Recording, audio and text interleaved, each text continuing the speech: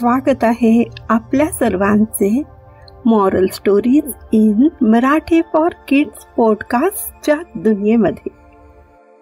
आज मी सोनम तुमच्यासाठी घेऊन आले आहे खूप मजेदार गोष्ट। तर चला तर ऐकूया। गोष्टीचे नाव आहे लाडूची चोरी। पूर्वीच्या काळची गोष्ट आहे।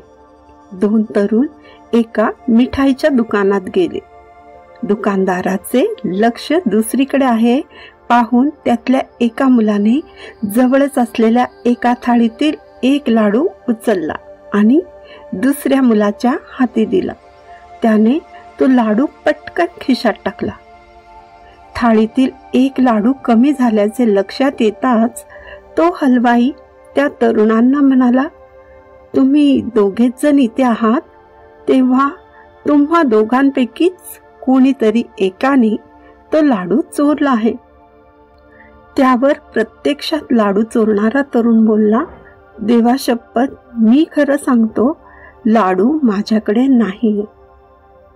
ज्याच्या खिशात तो लाडू होता तो तरुण म्हणाला, देवा शपथ, खरं सांगतो, मी लाडू मुळीच चोरलेला नाही।